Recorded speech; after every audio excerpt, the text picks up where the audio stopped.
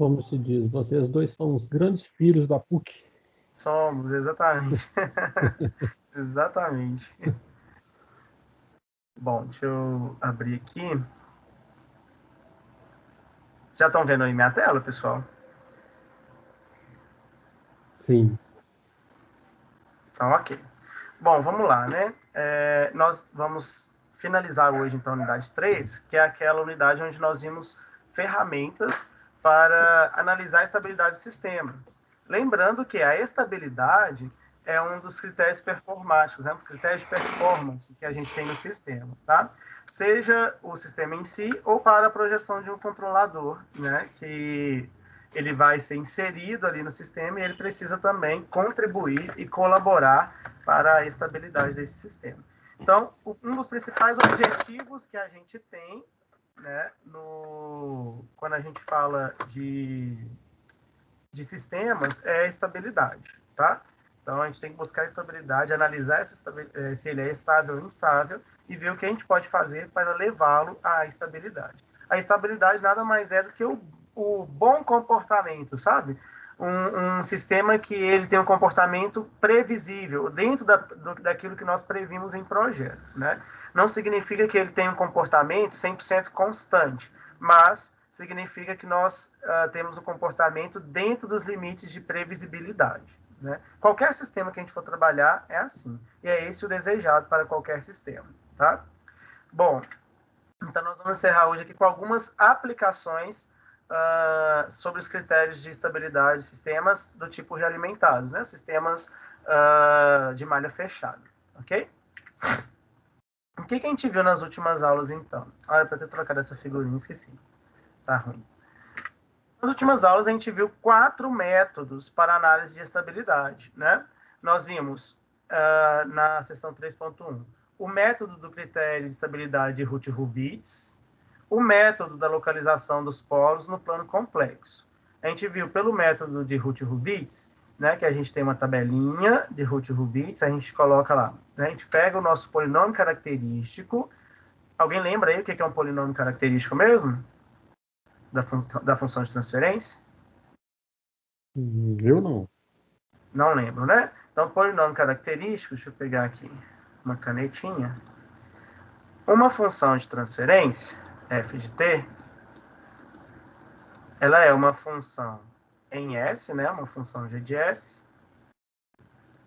que é igual à transformada de Laplace da saída pela transformada de Laplace da entrada. Ok? A função de transferência não é a razão da saída pela entrada. É a razão da transformada de Laplace da saída pela transformada de Laplace da entrada, né? Bom, o que é o polinômio característico? Quando a gente tem uma função de transferência, o polinômio característico é o polinômio que está no seu denominador, ok? Então, nós vamos ter um polinômio no numerador e um polinômio no denominador. O polinômio do denominador é o que a gente chama de polinômio característico, né? O que a gente tem que fazer, então, quando a gente pega um polinômio característico? Ordenar ele do maior para o menor a partir da maior potência de S. Lembram-se disso? Né? Então, a gente vai pegar e colocar lá alguma coisa, vamos supor que a gente tem um polinômio de terceiro grau, né? Então, o primeiro termo vai ser uma constante vezes S3. Né? Deixa eu mudar aqui uma caneta. Eu vou pegar o meu mousezinho aqui, menor. Então, o primeiro termo, ele vai ser uma constante qualquer, a n, tá? Vezes S elevado a 3 aqui, por exemplo, né? O segundo termo vai ser uma segunda constante, a n menos 1, vezes S ao quadrado. Depois, o terceiro termo, uma constante, a n menos 2, vezes S, ou S elevado a 1, tá? Mais uma constante, ou a constante vezes S elevado a 0. Então, n menos 3. Nós vamos escrever o nosso polinômio dessa forma. É tranquilo para vocês identificarem essa forma aqui do polinômio? O Emerson, Diga. aqui, por gentileza. Essa questão aí de ter esse decaimento aí do expoente, isso, Sim. isso aí seria nessa equação, né? Uhum. Então, por exemplo, nessa equação, esse decaimento do expoente seria o sistema indo para a estabilidade? Não, aqui não tem nada a ver, tá? Nada a ver, né? Escrever ele do maior para o menor é Hum. simplesmente a metodologia usada para a gente fazer as análises e os estudos, tá? Ah, sim. Então, é simplesmente isso, né? Como a gente Ah, faz para tá. usar na ferramenta. Porque, por exemplo, se a gente for usar no MATLAB e ele estiver fora de ordem, o MATLAB entende que ele segue essa ordem aqui. Se eu escrever no MATLAB fora de ordem, cada coeficiente vai estar errado com relação aos S's. Entendeu? Então, a gente Entendi. sempre coloca ele na ordem, tá? Do maior para o menor. Né? Sim. É bom a Sim. gente colocar o do numerador também, é bom a gente colocar, né? Mas o denominador é o que importa para nós. Ele é o Hum. polinômio característico do sistema. Por que, que Ah, ele é o tá. polinômio característico do sistema? Né? Porque é esse valor aqui, são as raízes desse polinômio, e como que a gente faz para achar as raízes aqui? A gente iguala ele a Zero. zero, ok? A gente vai achar as raízes. As raízes desse polinômio é que vão descrever a resposta do sistema, né, quanto à sua frequência e o amortecimento, né, se for de ordem 2 para cima, mas lá naquelas constantes de tempo, as métricas, lembra? Tempo de subida, tempo de acomodação, overshoot, né, que é o sobressinal. Então, quem vai influenciar nestes parâmetros é o denominador. São as raízes desse denominador, desse polinômio denominador, né, que é o polinômio característico. E aí a gente dá o nome para essas raízes de polos, ok? Então, nós damos o nome para as raízes do denominador de polos. As raízes do polinômio que está no numerador, né, a gente chama elas de zeros. Tá? Então, as raízes aqui são zeros. Né? E eles têm uma interferência também. Por quê?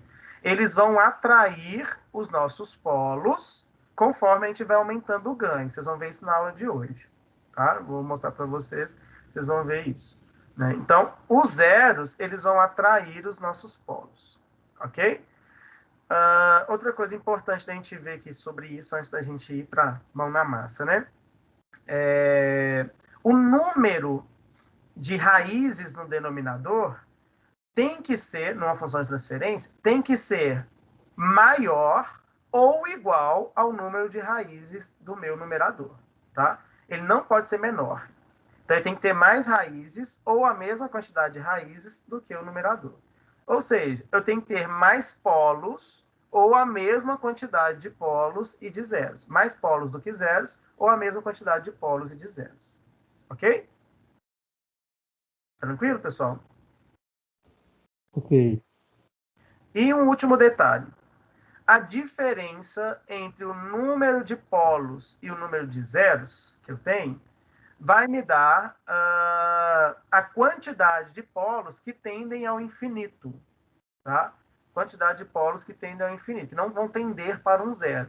Se eu tenho, né, aqui vamos supor, três zeros. Vou fazer aqui a representação no diagrama de Bode, que é... Diagrama de Bode não, desculpa, no... Ai, gente, esqueci o nome do diagrama. O plano complexo de lugar das raízes, né? Os zeros são representados por bolinhas e os polos são representados por xizinhos. Ok? Supondo, então, que eu tenho um sistema que tem 3 zeros e 4 polos. Cada polo vai tender a um zero. E esse aqui vai sobrar. Então, significa que se eu tenho 4 polos e 3 zeros, né, eu faço, então, 4 menos 3, um polo vai tender ao infinito, ou seja, ele não vai tender a um zero, porque ele não tem lugar para ir no zero, né? Ele vai tender ao infinito. E daqui a pouquinho nós vamos ver no gráfico o que isso pode significar para nós. Tranquilo aqui sobre esses conceitos?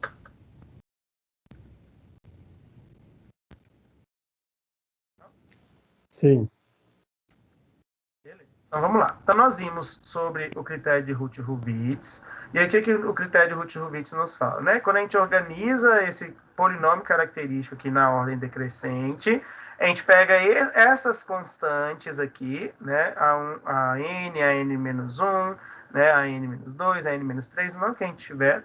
A gente vai colocar eles na tabela de Hurwitz. Vou mostrar para vocês a tabela nessa aula, vocês vão lembrar, né? E depois a gente vai calcular os fatores, os coeficientes B, C, D, E, os outros coeficientes da tabela, tá? No fim, o que acontece? A gente vai analisar a coluna mais à esquerda da tabela de Hurwitz, que é a coluna principal. Se tiver alguma mudança de sinal, o meu sistema ele é instável. Se não tiver, meu sistema é estável. Ok. Então, aqui a gente consegue analisar essa estabilidade.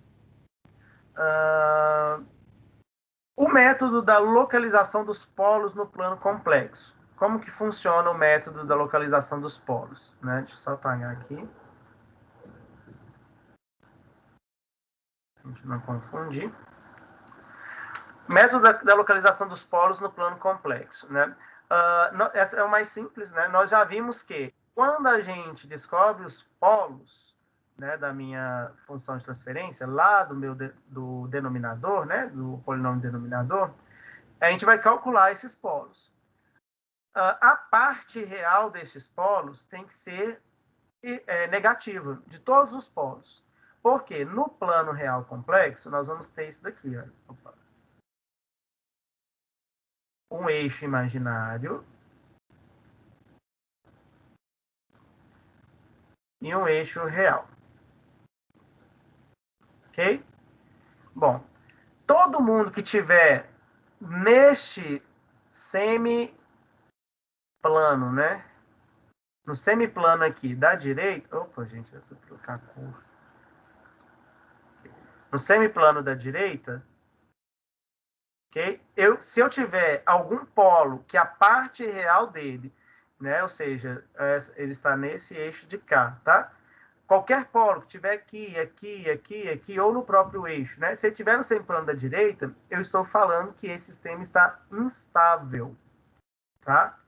Então, para que o meu sistema seja estável, todos os polos têm que estar aqui, ó, no semiplano da esquerda, ou seja, eles têm que estar, olha, com a parte real negativa. A parte imaginária não importa neste caso, né? Para essa definição. A parte real é que tem que estar aqui no semiplano esquerdo, ok? Então, a parte real tem que ser negativa.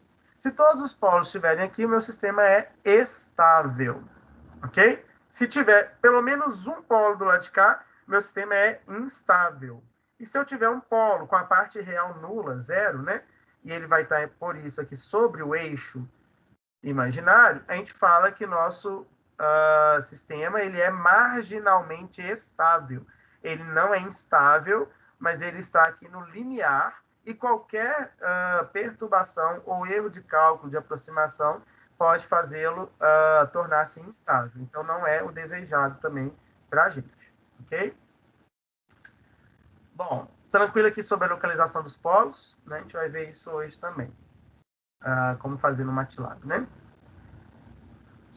Depois, nós vimos na última aula o método do diagrama de Bode, que eu sei que todo mundo ficou aí, meu Deus, como que eu faço isso, né? Como que eu faço esse diagrama? O diagrama de Bode, geralmente, a gente faz por meio de ferramenta computacional mesmo, tá?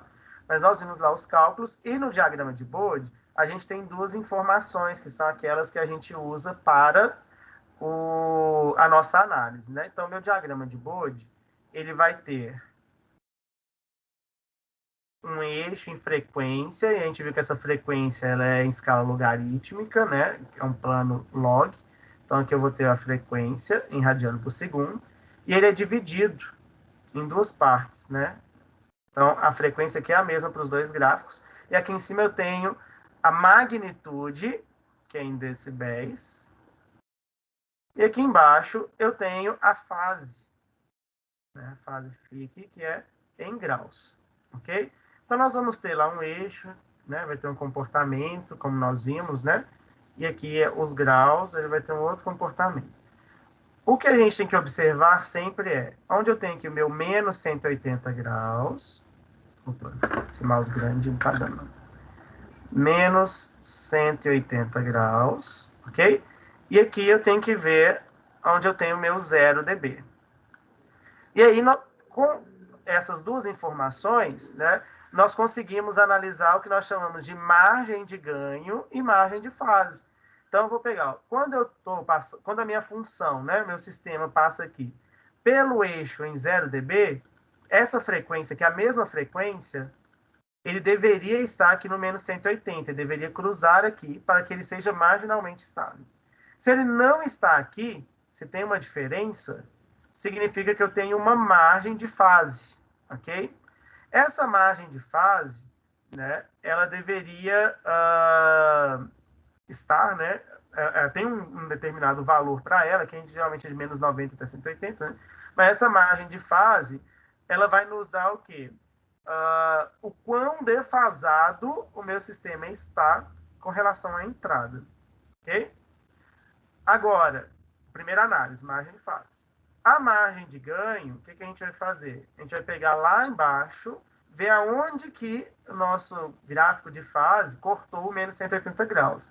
E a gente vai pegar a mesma frequência, olha, e vai subir ela aqui e ver que ele tinha que estar aqui, a minha fase, meu ganho tinha que estar aqui em cima. Mas tem uma diferença, né, do que é onde ele tinha que estar, que era no 0, e o valor real. Essa diferença aqui é a minha margem de ganho, ok? Ela vai me informar o quanto que eu posso aumentar de ganho no meu sistema para que o sistema chegue aqui e fique marginalmente estável. Se o meu ganho for superior aqui, ó, significa que o meu sistema é instável e é a diferença, né? Minha margem de ganho vai mostrar o quanto eu tenho que tirar de ganho do sistema para que o meu sistema se torne estável.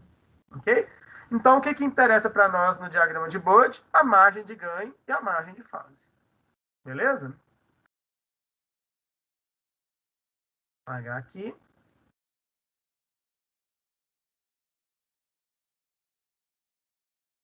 Mais ou menos, né? Beleza. E o último método que a gente viu é o método do lugar das raízes, né? No método do lugar das raízes, a gente vai ter um plano, né?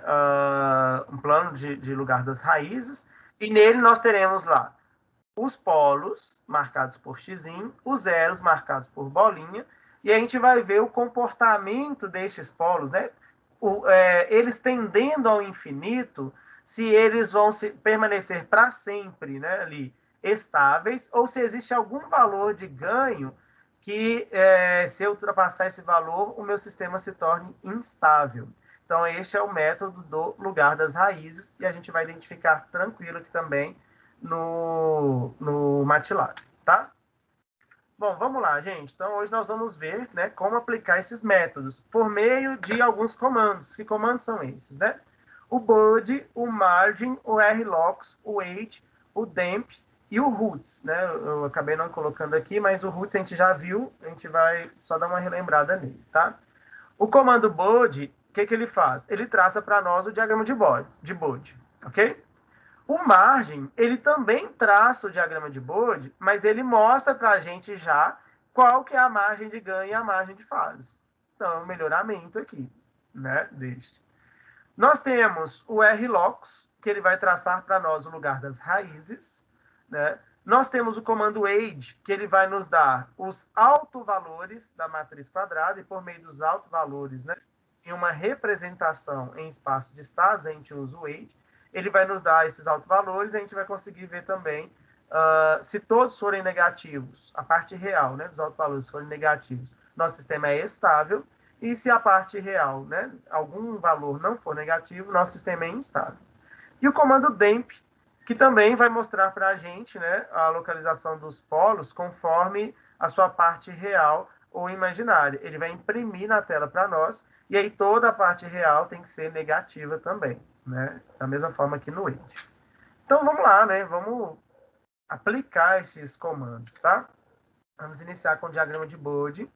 Então nós temos aqui esse sistema, né, em malha fechada, com uma realimentação. Vamos considerar aqui uma realimentação inicial unitária, tá? E um ganho K. Um ganho K que nós vamos considerar também unitário. Beleza? A função de transferência, que é o G de S, desse sistema é dado por essa equação aqui. Tá? Isso é um dado, né? Nós vamos resolver este problema. A função de transferência do sistema em malha fechada é dado por essa equação. Então, é o ganho vezes este G de S, dividido por 1 mais o ganho vezes o G de S. Qual que é o grande facilitador, né, do diagrama de Bode? É porque ele nos permite analisar apenas a malha aberta, né, o sistema em malha aberta, e esse sistema vai nos dar um comportamento que ele serve, é o mesmo, né, para o sistema em malha fechada. Nós vamos ver isso daqui um pouquinho aqui, tá? Oi, pode falar. Alguém quer falar? Não? Bom, então nós vamos usar o comando Bode para poder fazer esse sistema, né? E aí, o argumento do Bode, ele tem que ser ou uma função de transferência ou um espaço de estados, tá? Então, eu preciso ter definido isso daqui antes, né? E nós já vimos como definir isso. Então, vamos abrir aqui o nosso MATLAB. A gente vai começar sempre com close all, clear all e CLC, para a gente poder limpar todo o comando, né? E aqui, olha, como que a gente vai fazer para definir a função TF? A gente vai chamar a nossa função de transferência de G, tá? Então, ó, G, né, vai ser igual a função de transferência, então TF, como TF. E a função de transferência, o argumento dela é um numerador e um denominador. Lembram-se disso? Né? Bom, eu não sei quem é meu numerador e denominador. Eu posso vir aqui e pegar esse carinha e colocar aqui dentro, ou eu posso declarar o meu numerador e o denominador antes. Tá? Sempre a gente tem que declarar antes aquilo que vai ser chamado. Eu gosto de declarar antes, que é mais fácil da gente mudar. Então, vamos lá. Numerador, ok? E o denominador. Bom, quem vai ser o nosso numerador? Nosso numerador é apenas o número 1. Ok? Então, é 1. E agora, quem é meu denominador? Né? Meu denominador são os coeficientes nessa ordem aqui decrescente já. Então, aqui eu tenho S1, S3, 15, S2, 50S e 0, S0. Tá? Que é S1, né? E 0, S0, que é a minha constante. Então, nós temos que colocar todos esses valores. 1, 15, 50 e o termo independente aqui, que é 0. Né? Então, vai ser 1, espaço, 15, espaço, 50, espaço e 0. Tá? Eu não quero que o MATLAB me mostre isso aqui na tela. Então, eu vou colocar um ponto e vírgula depois deles. É só para o cálculo. Né? Aqui, olha, o que nós estamos fazendo? Nós estamos colocando um vetor, por isso ele está entre colchetes, né? Um vetor, é um polinômio aqui, tá?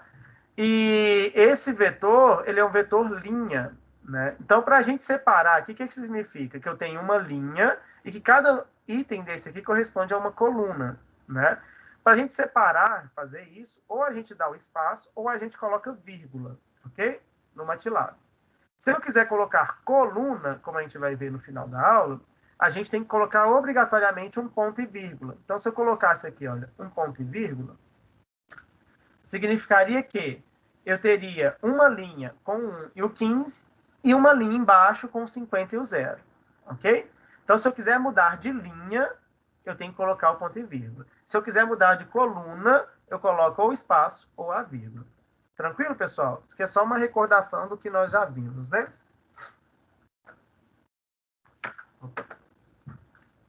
Espera aí, rapidinho que o meu mouse caiu. Bom, agora então a gente consegue ver a função de transferência. Vou tirar aqui, olha, só para a gente poder ver. Vou salvar e vou dar um run. Vou dar pasta, ok, tudo bem. Ele está rodando. Ó. Pronto, ele me mostrou aqui a minha função de transferência. 1, S3 mais 15S2 mais 50S. 1, S3 mais 15S2 mais 50S. Exatamente. Tá? E aqui está falando que é uma função de transferência em tempo contínuo, né? Bom, mas não é isso que a gente quer. Então, eu vou colocar o ponto e vírgula. O que a gente quer? O diagrama de Bode, desculpa. Então, é só a gente aplicar o comando Bode. Então, Bode e o argumento. Que argumento é esse? Eu falei com vocês. A minha função de transferência ou meu espaço de estados, né, minha equação de estados. Que nós estamos trabalhando com função de transferência. Então, vai ser o G. A minha função de transferência não é o G? Simples assim. Então, eu vou dar aqui, depois do bode, não, vou fazer direto. Vou dar um save, né? Tem que salvar e vou mandar rodar.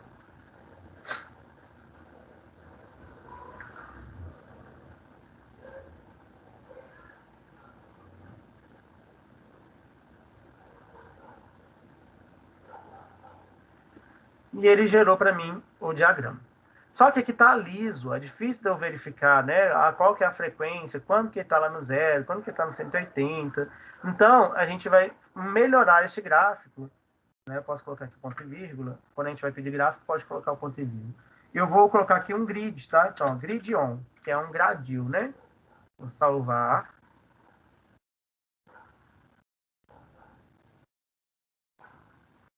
Pronto, bem melhor, né? Principalmente porque o nosso gráfico ele é semilogarítmico, né? Então, olha, aqui eu tenho 0,1, aqui eu tenho 1, aqui eu tenho 10, aqui eu tenho 100 e aqui eu tenho 1000, né? Então, cada linhazinha dessa vai multiplicando, né, essas potências de 10, tá? Então, se aqui eu tenho 0,1, aqui eu tenho 0,2, 0,3, 0,4, 0,5, 0,6, 0,7, 0,8, 0,9, 1. Aqui eu vou ter 2, 3, 4, 5, 6, 7, 8, 9, 10. Aqui vai ser 20, 30, 40, 50, 60, 70, 80, 90, 100. 10 a 2 é 100, né? Aqui vai ser 200, 300, 400, 500, 600, 700, 800, 900, 1000. Ok? Então, só para a gente lembrar aqui dessas frequências. O que a gente vai ter que olhar? Bom, aqui eu posso usar este comando, olha, data cursor, tá vendo? E se eu passar na minha curva, ele vai me dar os determinados valores. Então, olha, vamos pegar aqui no 180 graus, mais ou menos, né? Deixa eu ver se eu consigo dar um zoom. Não vou conseguir. Enfim, aqui está mais ou menos quando ele corta a curva, né? Na verdade, deixa eu dar um E. Opa! Deixa eu clicar fora aqui, que ele tirar o data cursor e clicar fora. Seria mais ou menos neste ponto aqui. Deixa eu ver se ele vai marcar. É 7, 0,7 alguma coisa, tá? Aqui tá mais ou menos, é mais difícil da gente poder visualizar. Mas enfim, então eu sei que a frequência é qual? 6,96, né? Seria 7 alguma coisa. Por quê? A minha fase é menos 179, eu teria que ter uma fase menos 180, né? Mas pegando essa mesma linha aqui, então, de frequência, olha, eu teria que ver qual que é o valor que eu tenho, ok? Que é uma magnitude de menos 57, alguma coisa, né? E aí fazer esse valor menos o zero, porque tinha que ter cruzado lá no zero. Então, qual que é a minha margem de ganho? É menos 57 menos zero, ou 57 menos zero, ok?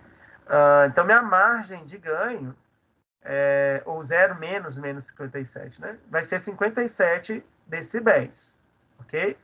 Olha, se minha margem de ganho é de 57 decibéis, significa que eu posso variar meu ganho de 0 até 57, que meu sistema ainda estará estável, ok? Se esse valor aqui, né, se eu fizesse 0 menos o valor aqui na curva e desse um valor negativo, então significa que o meu sistema está instável e eu teria que reduzir aquele ganho para que o meu sistema fique minimamente estável, né? Minimamente na margem de estabilidade, ok? Bom, nesse diagrama aqui a gente não vai conseguir ver, mas provavelmente aqui ele está menos 90, né? Então nós temos aqui uma diferença. Quando ele está lá no zero, ele deve, né, manter aqui o menos 90, ele tem uma diferença de fase de menos 180 para menos 90. Então ele tem uma diferença de fase de 90 graus, ok? E aí a gente consegue ver aqui nossa margem de fase. Beleza. Isso aqui ajuda a gente, pessoal? Esse diagrama? O que vocês acham? Nas nossas análises. Sim ou não?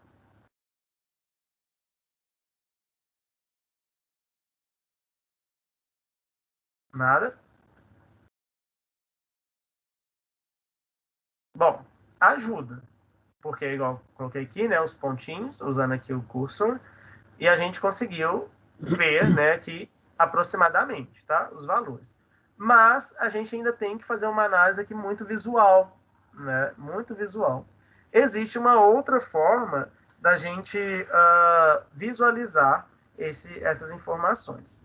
Antes de mais nada, o que é importante a gente ver é o seguinte: o Bud, eu posso colocar um ganho nele, tá? Então seria um K vezes a minha função, aquela funçãozinha do K, né?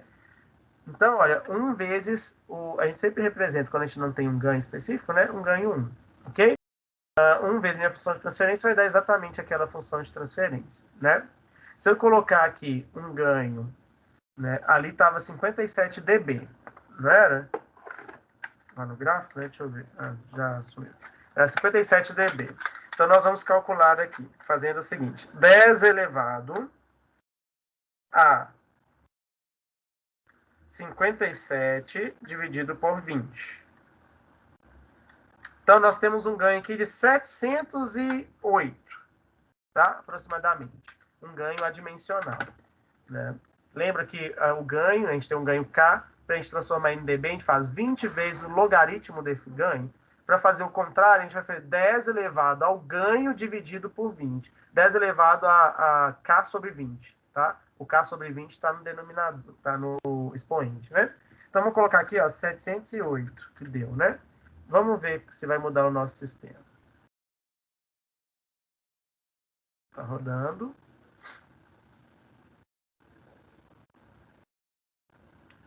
Olha, mudou.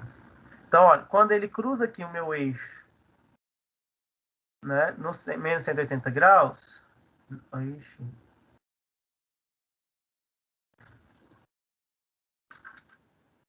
ó, que isso, gente.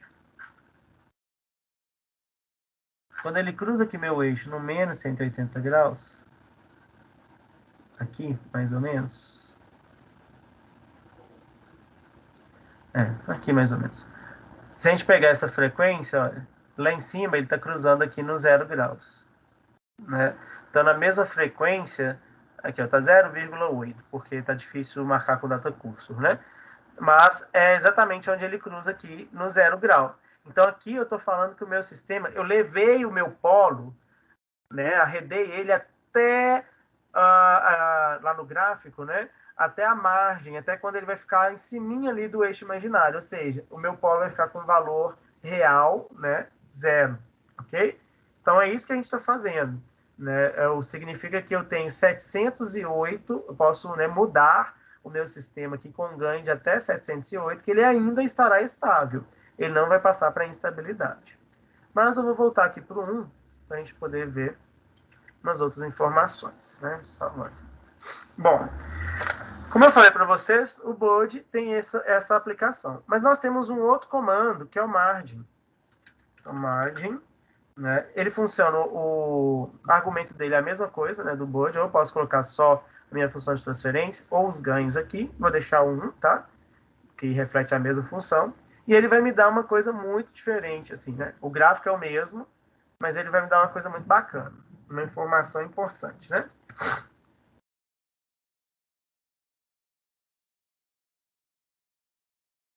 Pronto, tá abriu. Olha o que ele vai me dar aqui, pessoal. Aqui em cima, olha, no subtítulo, ele vai me dar a margem de ganho, né? Gain margin, e a phase margin, a margem de fase. Ele já me dá o valor calculado, olha. Então, qual que é a margem de ganho? 57,5 dB na frequência de 7,7 radianos por segundo. E ele marca aqui, olha, né? Qual que é o valor da minha, o valor não, na representação da minha margem de ganho e a margem de fase. Ok? Olha que bacana. E ele me deu a frequência. Então, nessa frequência aqui, ó, 7,07, né? Então, tem aqui, ó, 1, 2, 3, 4, 5, 6, 7. Então, mais ou menos aqui, depois dessa linha, é onde ele cruza. Beleza? Então, na frequência 7,0, né? 0,7. A minha margem de fase é de 80... Oi, pode falar. Você pode voltar a explicação uns 2 minutinhos, por favor? Posso. Do comando margem ou do comando bode? Comando margem. Tá, então vamos lá. O comando margem, ele também mostra para a gente o diagrama de Bode, mas ele já nos dá expresso no diagrama qual é o valor da margem de ganho e qual é o valor da margem de fase, ok? Então, olha, eu coloquei aqui o margem, né? O argumento é o mesmo do diagrama de Bode, tá? Vai ser o ganho vezes, né, a minha função de transferência em malha aberta. Vou salvar e vou rodar. Aí ele vai me dar um gráfico.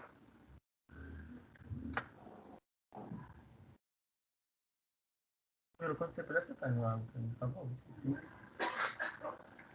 Bom, aí ele nos deu esse gráfico que é exatamente igual àquele outro. Os valores são os mesmos, tá? Mas qual que é a grande vantagem? Ele me dá aqui no título, olha, os valores já do ganho de margem, né? Gain margin ou phase margin, que é o ganho de fase. Ele vai me dar o valor e a frequência, né? Onde a gente tem esse ganho, tá? Ou seja, né? Quando eu estou na frequência 7,07, então vou lá no meu gráfico, né? É aonde ele cruza aqui, olha, né? Se eu estou falando de ganho de margem de ganho, desculpa, então vou ver, né? Aonde eu cruzo aqui no meu gráfico de fase o menos 180 graus, qual que é essa frequência, e levo ele lá para o gráfico de cima para ver a diferença do zero até ele, porque aqui deveria estar em zero para que ele fosse marginalmente estável, tá? Então é nessa frequência. E ele já me fala, então, o valor, essa frequência é 7,07. Como que eu vou verificar? Só descer ela aqui no eixo. Então, ó, aqui eu tenho 10 elevado a 0, que é 1. Aqui eu tenho 10 elevado a 1, que é 10. Então, cada linha logarítmica aqui, né, vai corresponder a uma unidade. Então, se aqui eu tenho 1, aqui eu tenho 2, 3, 4, 5, 6, o 7. Então, é bem nessa linha aqui, ó, pouquinho depois dela, né, 0,7 aí, radianos por segundo depois, é onde ele cruza. Se ele cruzou aqui, a gente vai subir, é este ponto, né? E olha lá o valor. Vocês lembram quando eu fui no Bud? Eu cliquei lá com o cursor, né? Com o data cursor, e ele me deu um valor de 57. Agora, aqui, olha, a gente consegue um valor mais preciso, dá 57,5 decibéis, ok? A nossa margem de ganho, né? Da diferença deste ponto até o zero. E a margem de fase é a diferença, né? Quando ele cruzou o zero, lá em cima, nesse primeiro gráfico, qual que foi a minha frequência, né? Então, foi a frequência de 0,02 radianos. Então, vou pegar aqui e vou ver lá embaixo, olha, exatamente 0,02. Se aqui é 10 elevado a menos 2, ok? Então, aqui vai ser 0,01, que é 0,02, 0,03, né? E assim sucessivamente, 0,09 e aqui é 0,1, ok? Então, 0,02 é exatamente essa linha, né? E aí a gente vai ver, olha, ele tinha que estar aqui no 180, mas ele não está no 180, ele está lá em cima, né? Ele está pouco abaixo do 90. Então, qual que é a minha margem de fase? É o 180 menos o valor que eu tenho aqui neste ponto, né? Que vai dar para mim, olha, 89,7 graus. Ok? Essa é a minha margem de fase. Tranquilo, Marcos? Era isso? Tranquilo. Era assim. Não foi o Márcio que perguntou, não. Quem foi que perguntou? Desculpa. Leudinei. Leudinei, isso. A voz estava parecida. Obrigado. Bom, entenderam aí, pessoal? Então, o margem nos dá essa possibilidade que já nos dá o valor aqui, né? Bom, e aí o que a gente vai ver agora? Vamos supor que eu quero ver o comportamento de diferentes ganhos, tá? Então, eu vou pedir aqui o margem, que é esse daqui. Eu vou pedir um hold on. Lembram para que serve o hold on? Para a gente poder colocar no mesmo gráfico as informações diferentes, né? Então, eu vou pedir aqui um hold on. Eu vou pedir um margem. Vamos colocar um ganho aí de 10, por exemplo, tá? 10 vezes minha função de transferência. Depois, eu quero um margem com um ganho de 100. Opa! 100 vezes, estou colocando aqui aleatório, tá? Minha função de transferência. O ganho, né, máximo, que é o da estabilidade. Então, margem. Qual que é o ganho máximo que a gente tem mesmo? Que eu vou colocar para vocês me ajudarem. Qual que é o ganho máximo? Opa, não é aqui não. Eu tirei do gráfico, né? Mas o ganho máximo é 57,7, né, dB. O que a gente precisa fazer para transformar ele para valor dimensional, né, para o K? A gente vai pegar 10, elevar a este valor em dB dividido por 20. Então, ó, 10 elevado a 57,5 dividido por 20. Então, vai nos dar 749,89. Então, vou colocar aqui, ó, 749. Tá? A gente poderia arredondar para 750, mas vamos deixar nisso. Bom, e eu quero mostrar, né, todos esses aqui, vou pedir um grid também. Então, eu pedi um margem e eu pedi para ele ficar em hold on com todos os outros. Então, nós vamos salvar, vamos rodar. Vamos ver se vai dar certo.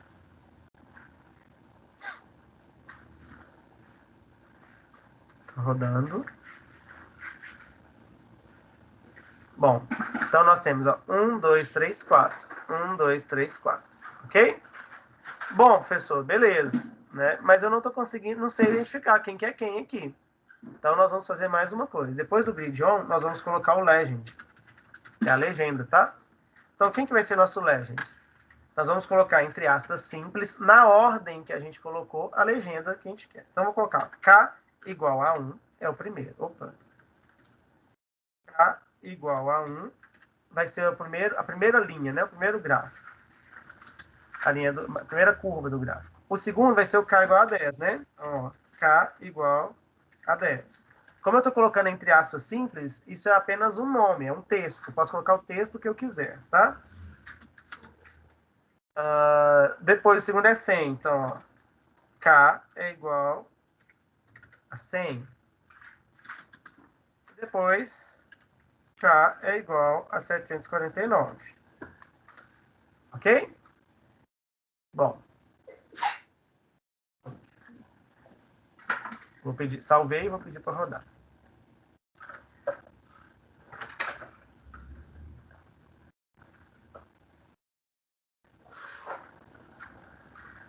Beleza, ficou melhor.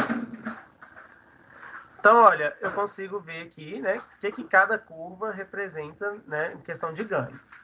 O que a gente vai observando? Quando eu tinha um K igual a 1, o valor era aqui embaixo, tá? E aqui eu tenho meu zero. À medida que eu vou aumentando o valor do ganho, a minha curva vai se aproximando do zero neste ponto, não vai? Que é o ponto onde a fase corta aqui o menos 180 graus, que é a minha frequência de 7,07. Até que eu chego no ganho máximo de 749, que é esse daqui de cima. Ok?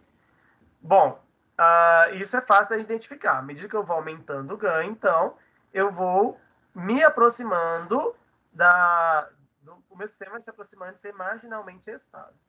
E aí, como eu coloquei 749, né, e o valor é 749,89, a gente ainda tem um pequenino ganho aqui, tá vendo? 0,0116 decibéis, né? Só que aí nós temos um outro detalhe, né? Aqui nós temos 4 curvas conforme os valores de ganho que a gente foi aumentando. Vocês conseguem ver algo que está diferente aqui? Uma coisa que parece estar errada?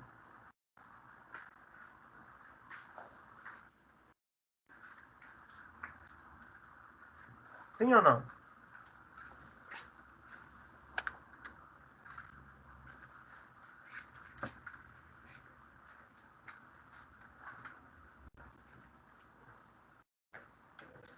Nada?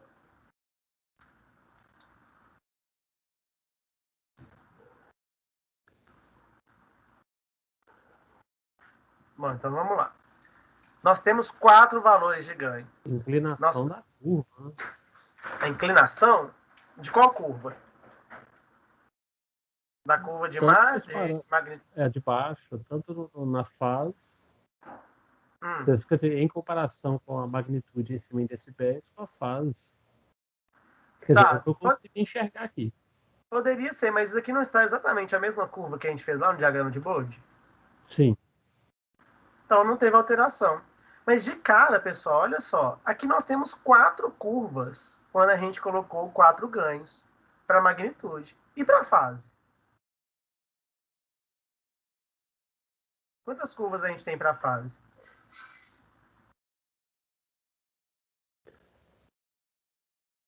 Pois é. É porque a frequência é uma só, ou não? Não, mas a frequência está no eixo daqui. Ele serve tanto para magnitude quanto para fase. Né? Sabe o que acontece aqui? Não importa o valor do ganho que a gente colocar, o quanto a gente multiplicar a nossa função, a fase vai ser sempre a mesma, ok? O comportamento, né? O diagrama aqui de fase vai ser sempre o mesmo. Então, na verdade, vocês veem que ela está um pouco roxinha aqui, né? É porque ela tem uma sobreposição de todas as curvas, né? Então, eu tenho essa curva aqui para o ganho 1, eu tenho a mesma curva para o ganho 10, a mesma para o ganho 100, a mesma para o ganho 749. Ok? Ah, então ela aparece, então, só que elas estão sobrepostas. Sobrepostas. Então, na verdade, a gente não altera a fase quando a gente altera o ganho para o mesmo sistema. Ok? O que vai mudar? Aí a gente tem que ver. Vai mudar, olha, o meu ganho de fase. Por quê? Meu ganho de fase, ele não tem a ver com o ponto em que aqui em cima cruza o eixo 0, né? Então, para um ganho 1, ele cruza aqui em 0,02. Então, eu tenho este ganho de fase. Já para um ganho de fase igual a 10, ele cruza, minha curva aqui laranja, ela cruza aqui o 0 dB nessa frequência, que é 0,2. Ok? Então, eu tenho outro ganho de fase. Já para essa curva aqui amarela, mais amarelinha, né, laranja claro, ela cruza aqui neste ponto, olha, pouco antes aqui do 2, né? Então, 1,8, possivelmente, tá? Então, olha, minha margem de fase, ela se torna bem menor, né? E já para minha última Olá, curva, mocinha! olha só, eu estou em Tudo bem com a 749, aqui ele cruza o 0, e aqui ele está exatamente nesse ponto aqui no 180. Por quê? Só um minutinho. Ah, estava no ponto lá da Savassi. Porque, desculpa.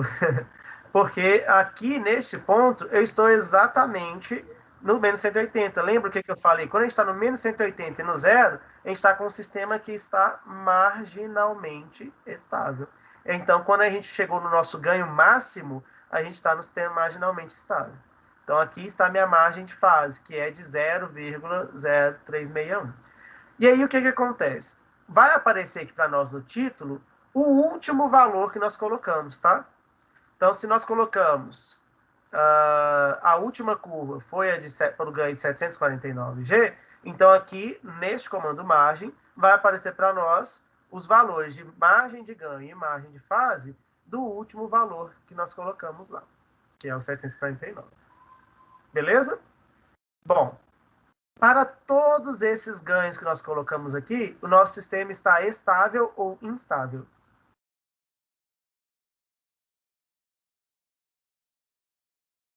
O que a gente pode definir?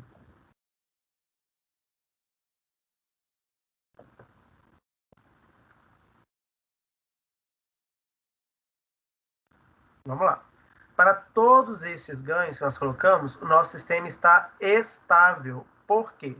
Quando, para a frequência em que a minha fase está no menos 180 graus, nós temos valores negativos, abaixo de zero, ou iguais a zero aqui, né, na magnitude, tá? Agora, vou mudar esses ganhos. Vou colocar aqui um ganho de 800, um ganho de 1.000 e um ganho de 1.500. Salvar.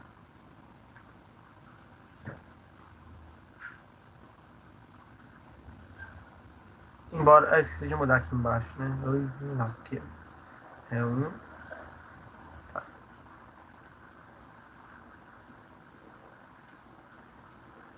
Tá bem pequenininho. Olha o que acontece aqui, pessoal. Primeiro, aqui está o nosso 0 dB. Beleza? Neste ponto aqui, né? Onde a gente tinha essa frequência, que todo mundo estava aqui perto, né? Olha como que estava o nosso ganho de fase. Agora, olha aqui o nosso ganho de... o nosso ganho de fase estava aqui, né? Positivo. Agora ele está abaixo de 180 graus. Então, nosso ganho de fase foi para negativo. Se o nosso ganho de fase foi para negativo, significa que o nosso sistema é instável para aquelas 3 curvas que a gente colocou lá, novas. Só azul que não. Né? E aí, o que vai acontecer também? Aqui no meu menos 180 graus, aqui, né, quando eu tenho o meu, como é que chama aqui, gente? Meu menos 180 graus na fase, a magnitude deles vão estar acima do zero, tá? Para os 3, né? Então, quando ele cruza aqui no meu menos 180 graus, se eu pegar a frequência e subir aqui, para esses 3 pontos está acima do zero. Então, eu tenho uma margem de ganho pequenininha lá, menos 6, 0,2 dB. Mas é negativa. Se é negativa, significa que eu tenho que colocar um ganho, né? Retirar um ganho de 6,02 dB para que meu sistema se torne estável.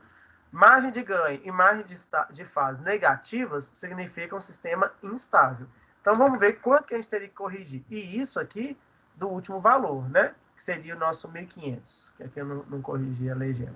Então, olha, 10 elevado a 6,02 dividido por 20. Então, olha, dá um ganho de 1,99 que eu tenho que tirar desse último, né? E aí a gente consegue chegar ali na nossa estabilidade, tá?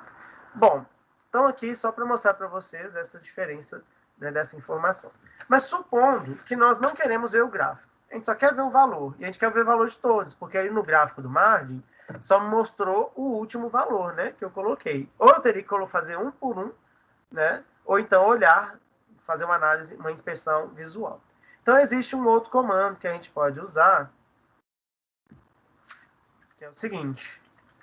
Ele tem a ver com margem, né? Então, a gente vai abrir aqui, ó, quero um vetor, quero que me fale o vetor, quero que ele me mostre o vetor. Então, olha, um vetor que vai ser igual ao margem, ok? Com ganho 1, né? Que é o primeiro que a gente está colocando. E aí, qual vai ser esse vetor? Ele vai me dar 4 elementos nesse vetor.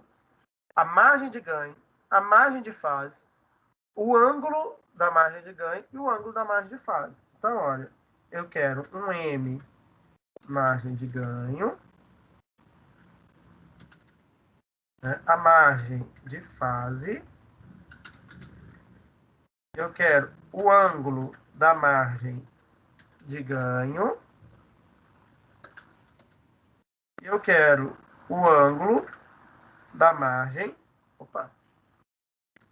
de fase, ok? Então, a ordem é essa, né? A margem de ganho, margem de fase, o ângulo de margem de ganho e o ângulo da margem de fase. Posso colocar o nome que eu quiser, mas os valores que vai me dar são correspondentes a esses, tá? Bom, então vamos lá. Save e run.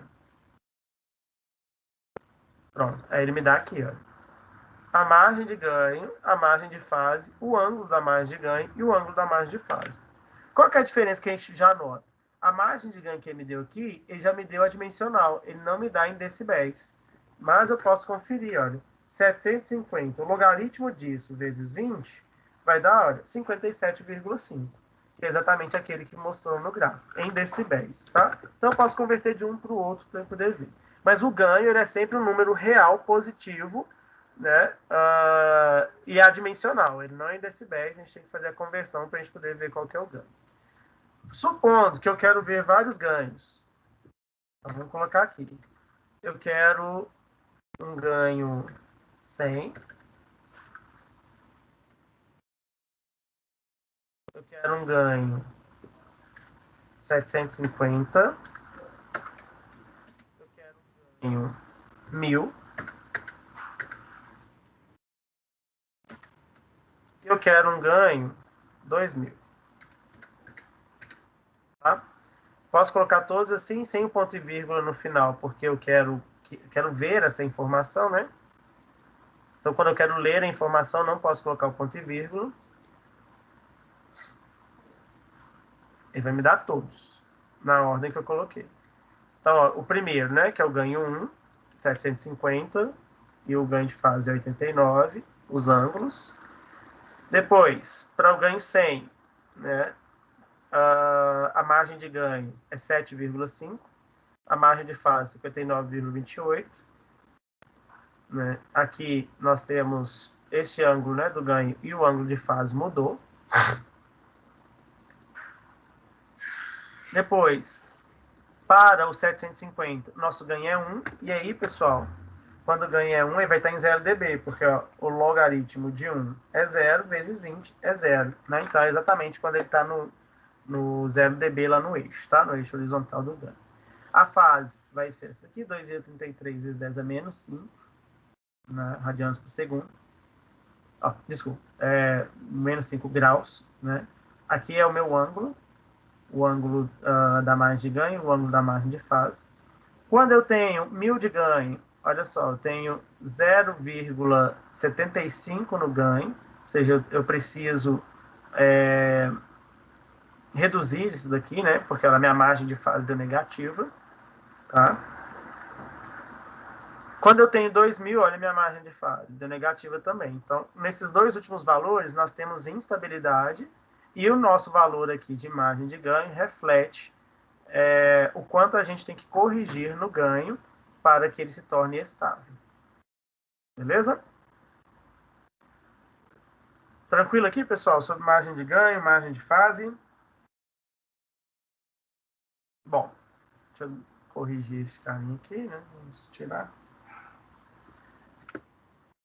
Agora, tem um detalhe. Nós estamos trabalhando em sistema, bem da análise, né? Diagrama de budget, faz essa análise, sistema em uma área aberta, né? Só a função de transferência. Vamos colocar um feedback para a gente ver como vai ficar o resultado, né? Então, olha, nós vamos colocar aqui, criar, né? Um sistema em uma área fechada, chamado aqui de MF1, tá? E o comando feedback. Feedback. Ok? O argumento desse comando feedback é a minha função de transferência, né? Vírgula, então meu G, vírgula, qual o valor do feedback que eu estou dando. Vou colocar aqui um valor unitário, feedback unitário, como é aquele que a gente tem lá. Poderia ser uma caixinha, sendo uma caixinha era uma função de transferência, eu teria que definir essa função de transferência anteriormente, chamando ela de H, por exemplo, e aqui no lugar de 1 eu colocaria o meu H, que é a função de transferência de feedback, de retorno, né? Vamos colocar aqui que tem um ganho K. Então, é exatamente o sistema que nós temos, né? Então, o ganho K é igual a 1. Bom, feito isso, então ele vai criar esse vetor, tá? E aí eu vou pedir o margem, que são o gráfico, né? De quem? Desse vetor que eu criei, né? Do MF1. Vou colocar aqui um grid on. Vamos lá.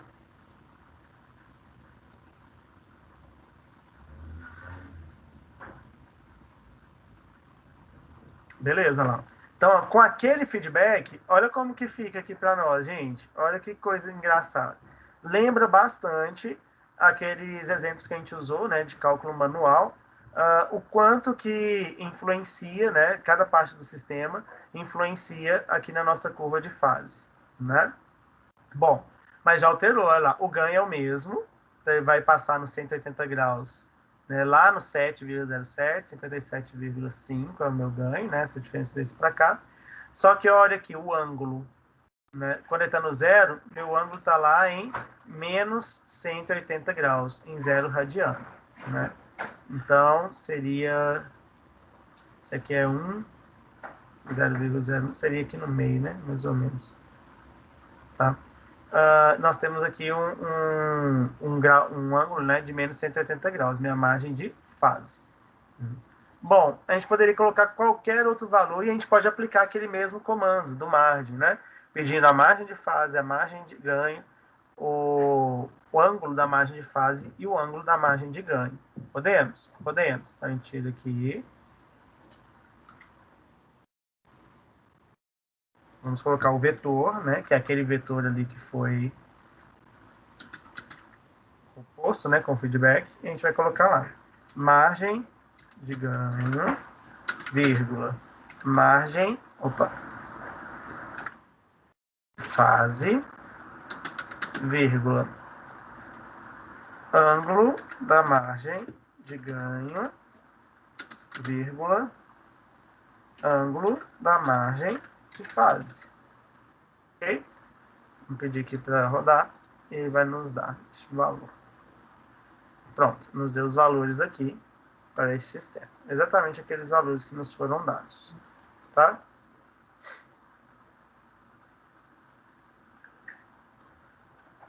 Bom, aqui então nós terminamos, né, essa análise. O que a gente pode observar? Quando a gente coloca aqui, né, um feedback, a margem de ganho não muda. O que vai mudar é a margem de fase. Tá? Então, por isso que a análise da margem de ganho ela pode ser feita em sistema, simplesmente com a minha função de transferência, que é o sistema de malha aberta. Não precisa de eu fazer do feedback. Eu não preciso resolver e fazer uma equação do sistema todo, né, conforme estava previsto aqui, olha. Esta equação toda aqui, olha, para eu conseguir fazer a análise. Então, o diagrama de Bode é um facilitador, porque se eu tivesse só a minha função de transferência, eu consigo fazer a análise de estabilidade dela com tranquilidade. Tá? Tranquilo, pessoal? Aqui? Margens, aqui já foi, feedback. E é isso que eu acabei de falar com vocês. Bom, vamos ver agora, então, sobre o lugar das raízes. Tá? O método do lugar das raízes. Né? O método do lugar das raízes, a gente vai usar, então, um comando que é o rlocus. Tá? O rlocus, né, a gente precisa também ter a nossa função de transferência, já dada, e a gente vai usar o rlocus porque o argumento dele é exatamente a função de transferência. Então, vamos lá. Nós já temos ali, né, dado o rlocus, a função de transferência, e agora a gente coloca o rlocus. Rlocus de quem? De G, que é a função de transferência. Ele vai me dar um gráfico, né? Então, eu vou colocar aqui um grid on. Vamos lá. Vou salvar e vou rodar.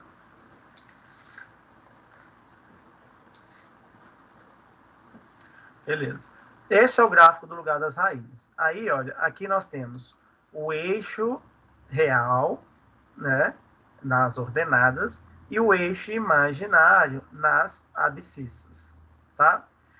Já comentamos, né, que quando nós temos algum polo aqui no semiplano direito, nosso sistema é instável. Então, a gente tem que voltar com ele, retirando o ganho, né, para que ele se torne estável, no mínimo marginalmente estável. Se o nosso polo está exatamente nessa linha aqui, ó, que é o eixo, né, em si, né, ou seja, a parte real zero, significa que ele é marginalmente estável. Se ele está aqui no meu semiplano esquerdo, significa que o meu sistema é estável. Tá?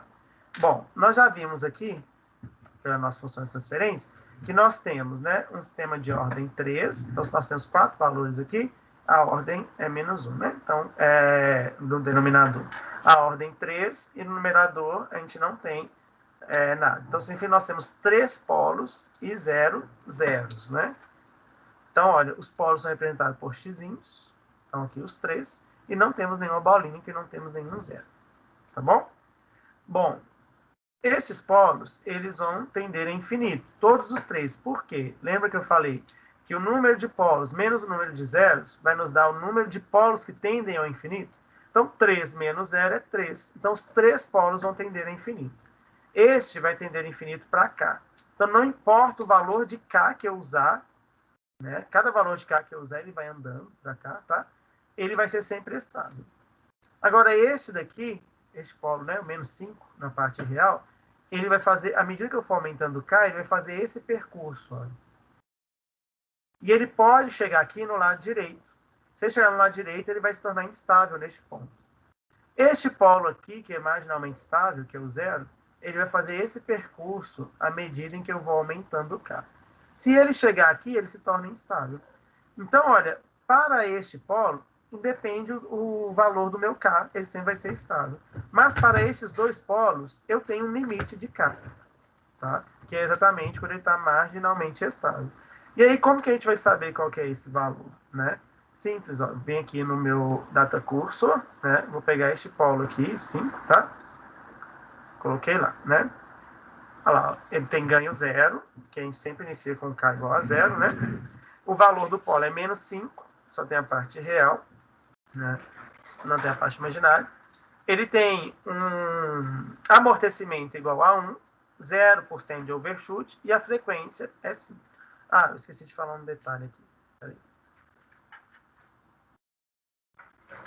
Bom, falei do eixo horizontal, né, das ordenadas, do eixo vertical, que é das abscissas. E aí, olha, essas linhas radiais aqui correspondem a amortecimentos, tá? Valores de amortecimento, né? Então, aqui o 0, o 0,16, 0,34. E aqui, obviamente, entre esses valores, existe uma interpolação, né? Então, aqui existem os números de 0 até 0,16. Aqui de 0,16 até 0,34. Ok? Então, cada linha radial dessa vem de 0 até o amortecimento igual a 1. Né? Depois, para o lado de cá, repete. Olha, né? Vem de 0 até o amortecimento igual a 1 de novo. São essas linhas radiais. Essas linhas aqui, que são semi-elipsoides, né? Elas mostram para nós a frequência natural, o ômega n. Ok? Então, olha, aqui nós temos o ômega n 5, o ômega n 10, são esses valores aqui. Tá? 15, o 20, o 25, óbvio, né? Entre o 0 e o 5, então nós temos qualquer valor aqui, vai ter um valor de frequência entre 0 e 5. Entre o 5 e 10, vai ter um valor de frequência entre 5 e 10, né? E aí, nós vamos olhar então sempre isso. Esses dois parâmetros, amortecimento, que é o zeta, e o ômega n, que é a frequência, eles são aqueles parâmetros que são importantes para nós porque eles interferem na dinâmica do nosso sistema, né? Lembram-se, né, que eles são os nossos valores, né, que vão interferir lá nas métricas, né? O tempo de subida, o tempo de amortecimento, o overshoot, o tempo, né, de pico, tá? Então, quem vai interferir na métrica são esses valores aqui. Significa que, à medida em que eu movimentar o meu K, andar aqui nessas curvas, tá? Eu estou alterando o valor do meu polo, estou alterando o valor da minha frequência e posso estar alterando o valor do meu amortecimento, tá bom? Então, se eu pegar aqui, olha, no polo 10, né? Então, eu tenho ganho 0, é menos 10 o polo. Aqui, ó, o amortecimento é 1, né? Na frequência aqui de 10. Se eu andar com ele para cá, olha, eu vou aumentando o ganho, tá vendo? Vou mudando o polo. O meu amortecimento permanece o mesmo, porque ele está no eixo 1. Eu não tenho sobressinal, né? Porque o amortecimento é 1. Então, a gente não tem sobressinal, só para valores menores do que 1 e maiores que 0. E a minha frequência vai mudando também, minha frequência natural. Infinitamente é isso que vai acontecendo, tá? Bom, eu posso também ver os outros polos, o que acontece. Então, aqui eu tenho o polo menos 5, ganho 0, ele tem aqui um amortecimento igual a 1, um overshoot igual a 0, e uma frequência de 5 radianos. À medida em que eu vou andando com ele para cá, vou aumentando o K, tá vendo? Se eu aumento o K, ele está vindo nesse sentido. Olha, aqui, a partir desse ponto, ele começa a ter um amortecimento. Se tem amortecimento, ele começa a ter um sobressinal, um overshoot, tá vendo? Então, eu vou mudando todo mundo, ó, e o ganho vai vindo, vai vindo, vai vindo, vai vindo, né? E eu vou aumentando aqui até valores, né? Aí, olha só, quando eu passo desse ponto, tem um overshoot, né? De 187%. Então, eu tenho mais do que o valor permitido, né? O 100% de overshoot, eu vou ter exatamente nesse ponto aqui, tá? Próximo dos meus 700 e pouquinho lá que eu falei, né? 750. Aqui não vai dar pra gente poder colocar, mas enfim. Então, eu vou deixar o 688. É o máximo de ganho que a gente tem, né? Em que o meu sistema não vai passar para o lado de lá. Tá? Então, não vou ter um overshoot maior do que 100%. Não vou passar para o meu lado aqui do semiplano direito. Ok? Esse máximo de ganho vai ser aquele valor lá que a gente definiu, que é o 750, que a gente viu pelo diagrama de Bode, pelo comando margem também. Tá? Então, eu posso mudar o meu ganho em todo esse sentido, mas o meu ganho vai mudar, tem que lembrar, né? Ele vai mudar o meu amortecimento, ele vai mudar a minha frequência e, portanto, ele vai mudar o overshoot, né? O sobressinal, ele vai mudar o tempo de amortecimento e o tempo de subida também, tá? Então, isso que eu fiz aqui para o 5, eu vou fazer também para o 0, né? Para o polo 0, que é esse carinha aqui, né? E aí, olha só, a gente vai andar nesse sentido, né? Ele não vem para cá, tá vendo? Então, ele começa no 0 e ele vai vir para cá. Eu cliquei e segurei, tá? Estou só arrastando. E aí ele vai fazendo esse comportamento, exatamente as mesmas coisas. Vou aumentando o ganho, ele vai modificando tudo, né? Vai diminuindo ali meu amortecimento, até chegar nesse ponto aqui, mais ou menos o mesmo que a gente estava lá, né? Que na verdade é o 750, tá? E aí é o nosso limite. Então, tanto aqui para cima quanto aqui para baixo, o limite do ganho é o mesmo, ok? Se eu passar para lá, olha, ele vai ultrapassar o meu overshoot em 100%, né? Então, aí já torna instável, ok? Opa. Então, o que isso significa? Para esse cara aqui, eu posso aumentar o ganho infinitamente, de 0 a infinito. Mas para esses dois, eu posso aumentar o ganho de 0 só até o 750. Se eu passar desse 750, ele se torna instável. Então, eu posso ter um ganho para esse sistema que fique entre 0 e 750. Ok? E é óbvio que esse ganho vai interferir lá nas características das métricas, né, que nós temos. Beleza, pessoal? Bom, deixa eu ver, tá, os polos vão andar aqui. É isso, né? Daqui do lugar das raízes, a gente pode tirar essa definição aqui, tá bom? Deixa eu ver se tem mais alguma coisa. Ah, beleza. Vamos fechar. Deixa eu ver aqui, tal, 750. Esqueci, tinha mais uma coisa para me falar disso aqui. Ah, eu quero mostrar para vocês uma coisa, mas eu vou mostrar daqui um pouquinho. Não, deixa eu colocar agora. Vamos supor que a gente tenha um 0 qualquer, tá? Então, vou colocar aqui 1 e 1. Então, nós temos aqui S mais 1 aqui em cima. Só para vocês verem que a gente vai ter um 0. E aí, nós vamos ter agora 2 polos tendendo ao infinito e um polo tendendo ao 0. Então, mudou completamente o comportamento, tá? Então, ó, o meu polo que está aqui, ele vai tender para esse 0 que está aqui. Beleza? O meu polo que está aqui, que vai mudar o valor, né? Ele vai seguir este caminho de cá e vai tender aqui para cima infinitamente, tá? Esse polo que está aqui vai seguir esse caminho de cá e vai seguir para cá infinitamente. Então, aqui neste caso, eu posso colocar o valor de cá que eu quiser, o valor de cá infinito, que ele nunca vai chegar aqui no meu semiplano da direita, tá? Para este caso. Mas eu queria só mostrar para vocês mesmo, é que agora um polo tende ao zero, né? E os outros dois polos vão tender ao infinito, tá? Então, deixa eu voltar aqui. Beleza. Bom, professor, beleza, mas eu não quero ver no gráfico, eu quero ver os valores, né? Então, a gente não vai usar o rlocus, a gente vai usar um comando que é o dump. Então, olha, dump g. É o dump da minha função de transferência, né? Simples assim. Então, vou dar um save, vou pedir para rodar. E o que o dump vai me mostrar, né? Ele vai me dar aqui embaixo, ó, os valores dos polos. Tá, a parte real negativa, tá vendo? Só tem parte real, né? Não tem parte imaginária. Negativa.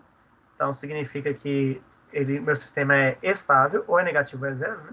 Então, meu sistema está estável, e aqui marginalmente estável. Aqui é o amortecimento. Vocês viram que para todos os três o amortecimento é 1, né? No caso aqui, ele é menos 1 no 0. Depois eu ponho lá no gráfico para vocês poderem ver. Mas, ok. A frequência, né? Nós temos esses três valores de frequência, 0, 5 e 1, conforme a gente viu. E a constante de tempo são essas daqui, para estes pontos, né? A constante de tempo é o tempo de amortecimento, né? Então, a gente tem que calcular. É 2 vezes 10 a menos 1 ali, tá?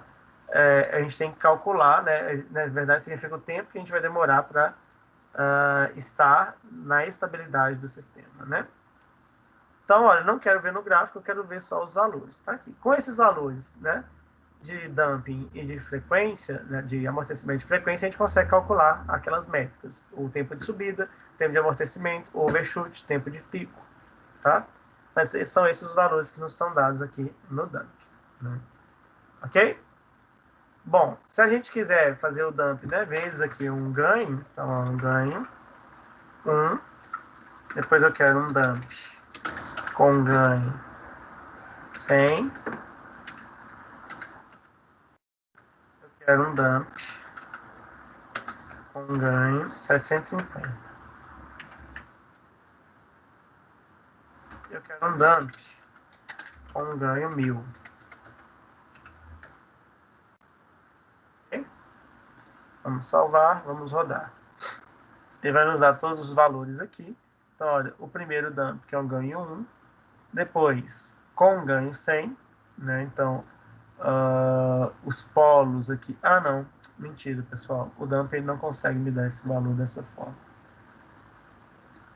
Deixa eu ver aqui.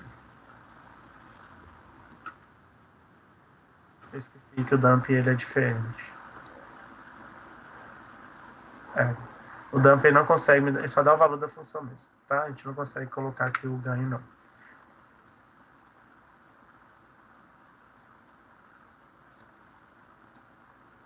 Isso. Bom, mas aí, de qualquer forma, a gente consegue ver as informações do sistema, né? E aí a gente consegue calcular, a gente não vai conseguir ver qual que é o ponto qual que é o máximo ganho que eu posso ter, né? Então eu preciso de ver no gráfico. Mas os dados do sistema a gente consegue ter por aqui de forma muito simples, ok? Uma outra forma da gente avaliar é por meio dos polos, né? Então eu posso pedir aqui as raízes, usando o comando roots de G. Não, roots do DEM, né, no caso. É o denominador, tá? É só o denominador. Se colocar o G, ele não vai me dar. Então, vamos lá, pedir as raízes. E ele me deu as raízes, né? 0, menos 10 e menos 5. São exatamente aqueles valores. Todos eles são negativos ou zero. Então, significa que o meu sistema é estável. Se a gente tivesse um valor positivo, significaria instabilidade no meu sistema. Ok? Bom, deixa eu ver a hora aqui.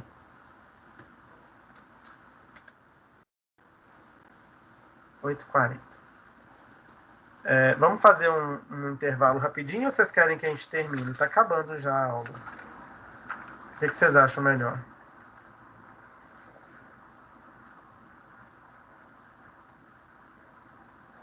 Vamos acabar de tocar aí.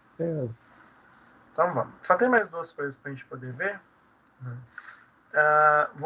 Nós vamos colocar aqui, então, o que a gente vai fazer quando a gente tem um espaço de estados, tá? Uma função em espaço de estados, né? Então, quando a gente tem uma função em espaço de estados, uma representação, né, em espaço de estados, a gente vai usar o cálculo dos autovalores da matriz A, que é a matriz de estados. Então, a gente precisa definir qual que é essa matriz. Vamos lá. Aqui tem um exemplo dessa matriz. Eu vou pular o critério Rutschewitz, eu volto nele por último, tá? Então, olha, os autovalores da matriz de estados, né? Então, quando a gente tem um sistema representado dessa forma, a gente vai trabalhar com os autovalores dessa matriz aqui. Tá? É a matriz A, que é a matriz de estados. E a gente vai usar, então, o comando aid. Ele calcula para nós os autovalores. E aí, esses autovalores têm que estar todos negativos também. Se tiver algum autovalor positivo, significa que o sistema está instável, né? Então, vamos lá. E agora a gente já não usa mais esses carinhos. A gente vai declarar a nossa matriz A, né? Então, A é igual. Como era uma matriz, então vou colocar aqui, ó, entre chaves, tá? Então, qual que é a primeira linha? Menos 15, menos 50 e 1, né? Então, menos 15, espaço, menos 50 e 1. Aí, eu vou para a segunda linha, 1, 0, 0. Então, eu tenho que colocar um ponto e vírgula. 1, 0, 0. E aí eu vou para a terceira linha. Então, vou mudar de linha. Tem que colocar um ponto e vírgula. É o 0, espaço 1, espaço 0. Beleza? Só colocar aqui para vocês verem que já vai nos dar a matriz. Dessa forma. Eu posso colocar uma vírgula em vez de espaço. Tá?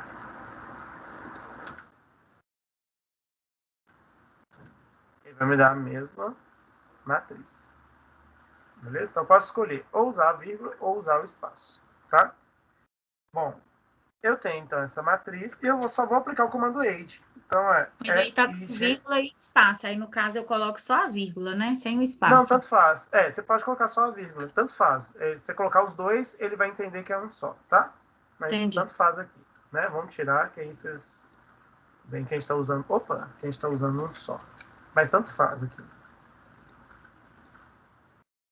Então, a gente vai usar o comando age. E quem que é o argumento do comando age? A matriz de estados, né? Que é o A.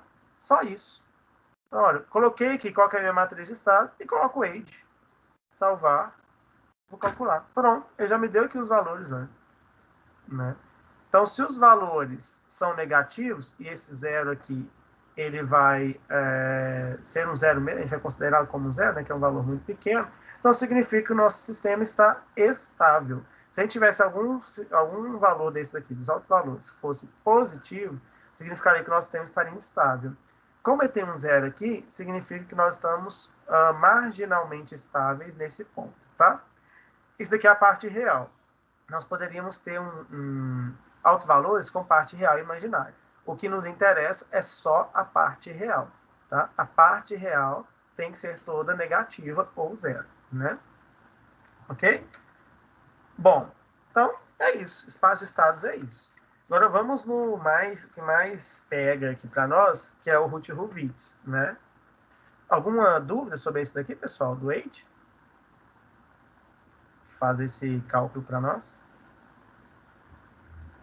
Não, né?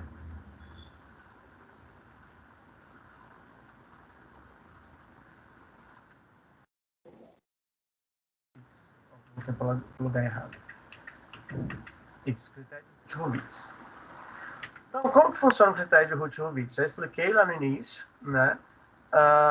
Mas ele é um modo interativo e, infelizmente, no MATLAB não tem uma biblioteca que nos ensine, que nos facilite, né, na verdade, aplicar o critério de Hurwitz. Tá? Não temos.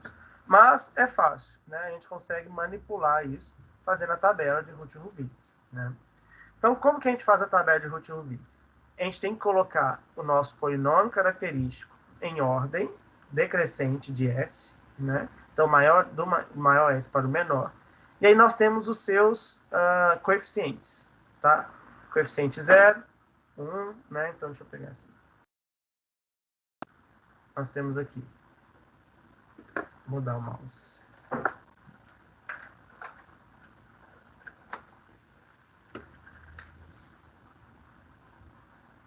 A0, SN, vou colocar, dar nome aos bois, tá? Vou colocar aqui um S5, por exemplo, né?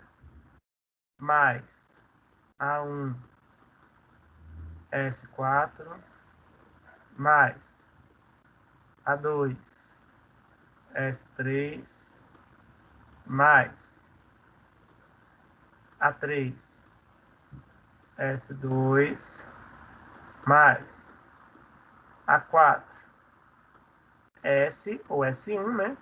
Mais o A5, S0 ou só A5. Ok? Então, esses A's são as constantes que acompanham o S. É o valor que acompanha o S. Então, A0, A1, A2, A3, A4, A5, A6, A7 e assim sucessivamente, nas duas primeiras linhas. Os valores de B, né, B1, B2, B3, B4, do C, do D, do E, do F, do G e tal, a gente vai calcular. Como que a gente vai calcular? Sempre usando os dois primeiros termos da linha de cima, né, pelos demais. Então, olha lá, o B1, como que eu vou calcular? Vai ser A0 vezes A3 menos A1 vezes A2. Tudo isso dividido por A1. Ah, professor, aqui está contando a partir do 1, né? É porque, na verdade, é de baixo para cima. Desculpa. É A1 vezes A2 menos A0 vezes A3, tudo dividido por 1. Então, A1 vezes A2 menos A0 vezes A3, tudo dividido por A1. Quem que é o meu B2? Vai ser A1 vezes A4 menos A0 vezes A5, tudo dividido por A1.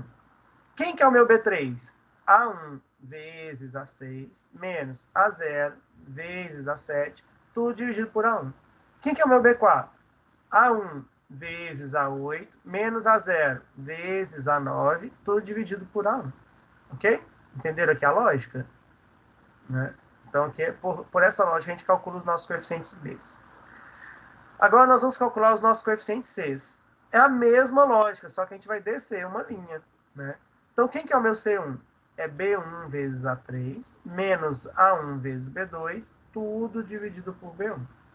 Quem é o C2? B1 vezes A5 menos A1 vezes B3, tudo dividido por A1. Quem que é o meu C3?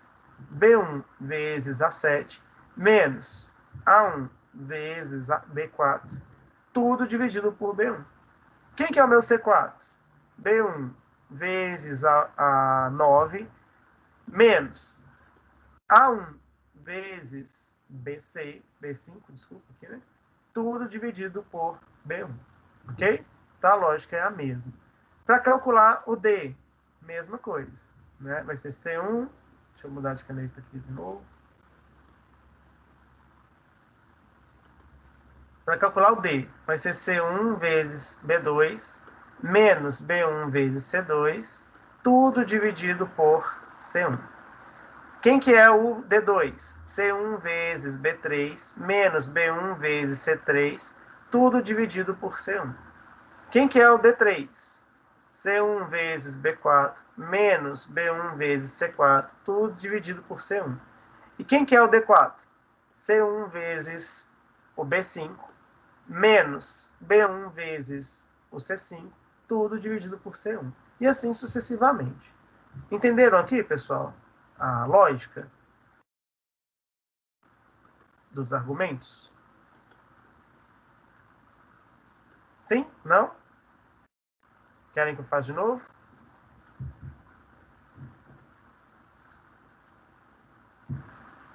Aí eu quero que faça tudo, eu não entendi não. Tá. Vamos fazer de novo, então. Olha, eu tenho uma função de transferência, né? Uma função de transferência. O denominador dela é o meu polinômio característico, né? Então, o nosso polinômio característico, ele é formado por uma constante, A, vezes o seu maior expoente. Eu chutei aqui um valor, né? Pensando aqui, o meu maior expoente é 5. Vai depender do lado do nosso polinômio, né? Então, nós temos A0 que acompanha o maior, A1 que acompanha o segundo maior, o A2 que acompanha o terceiro maior, o A3 que acompanha o quarto maior, o A4 que acompanha o seguinte, que é S ou S1, tá? Dá no mesmo, né? Mas aqui o termo independente, que é o A5 que acompanha o A0 ou só A5. Até aqui tá tranquilo? Sim. Beleza. Então, até aqui nós temos que organizar dessa forma para saber quem são os coeficientes, ok? Para montar a tabela de Root, a gente vai montar as duas primeiras colunas as duas primeiras linhas baseado nisso daqui que nós temos. Como que a gente vai colocar? O primeiro valor é o A0. O valor debaixo dele é o A1. Então nós vamos pegar A0, A1. Vai lá para o lado. A2, 10, A3. Vai lá para o lado. A4, A5. Vai lá para o lado. A6, A7. Ok? Até aqui, entendeu? Sim. No nosso caso aqui, a gente vai só ter o A5, né? Então a gente não teria esses dois valores, tá? Deixa eu apagar ali. Beleza. Os argumentos das linhas de baixo, né? Os coeficientes das linhas de baixo, eles são calculados. O meu B1, B2, B3, B4, C1, C2, C3, C4, eles são calculados. Lembrando que aqui eu terei uma tabela, né? Uma matriz triangular, tá? Então eu vou ter valores num triângulo, né? E o outro lado vai ser zeros, né? Então a gente só precisa resolver os lugares que tem valores. Vamos lá. Como que eu vou calcular o B1? Eu sempre vou calcular um coeficiente baseado nas duas linhas acima dele, tá? Então, o B1, que eu não tenho, é o meu primeiro coeficiente, eu vou calcular baseado nessas duas linhas. Como? Eu vou fazer A1 vezes A2, aqui ó, B1 é A1 vezes A2, menos o A0 vezes A3. A0 vezes A3. Tudo dividido por quem? Pelo elemento acima aqui, primeiro da linha, que é o A1, tá? Beleza, calculei o B1. Agora nós vamos calcular o B2. Vou pegar uma caneta de cor diferente. Opa. Isso aqui é muito claro. Vou calcular o B2 agora. Quem que vai ser o B2? Vai ser o A1 vezes o A4, ok? Menos o A0 vezes o A5, tudo dividido pelo A1. É assim que a gente calcula o B2. Aqui.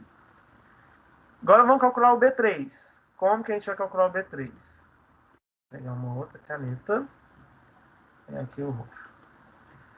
Para calcular o B3, a gente vai pegar A1 vezes o A6 menos A0 vezes o A7. Tudo isso dividido por A1.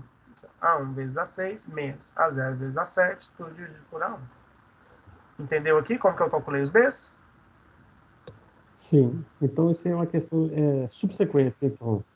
Isso. E aqui, se eu tiver aqui um sistema maior, sempre vai ser A1 vezes o carinha aqui de cima, menos A0 vezes o carinha aqui de baixo, todo mundo dividido por A1. Certo. Beleza? Então, se eu começasse aqui, então, no caso de C1, o meu C1 seria B1 vezes C2, é isso? Não, aí aqui, ó. C1 B1. vezes... Então, nós vamos calcular o C1. Para a gente calcular os termos daqui, a gente vai olhar as duas linhas acima dele. Então, nós vamos olhar esta linha e essa. E a gente vai repetir a mesma coisa. Então, é B1 vezes A3 menos A1 vezes B2, tudo dividido por B1. Vou apagar aqui daí de cima e vou fazer com o C para vocês poderem ver também. Da mesma forma que a gente fez aqui. Eu entendi. Entendeu? Então, aqui, ó, B1 vezes A3 menos A1 vezes B2, tudo dividido por B1. B1 vezes A3 menos A1 vezes B2, tudo dividido por B1. Ok? Entendi. Próximo termo, que aí fica consolidado para todo mundo. O C2 vai ser B1 vezes A5 menos A1 vezes B3, todo mundo dividido por B1. É esse carinha aqui. E assim sucessivamente. Para calcular o D, quem que nós vamos usar? Essa linha e esta linha. Então, vamos lá. Opa. Apagar. Oh, Deus amado. Para calcular o D, vai ser C1 vezes B2 menos B1 vezes C2, tudo dividido por C1. Ok? Para calcular o D2, desculpa, é C1 vezes o B3 menos B1 vezes o C3, tudo dividido pelo C1. Ok? E assim sucessivamente. E serve o mesmo para qualquer outro termo que tiver aqui para baixo, caso tenha. Geralmente a gente trabalha com sistemas de ordem 3, no máximo 4, no máximo 5, tá? Então a gente não vai ter muitos termos. Mas aqui dá para a gente usar termos quantos necessários forem. Tá bom? Entenderam, pessoal? Beleza, Marcos. Mais alguém com alguma dúvida ou podemos seguir?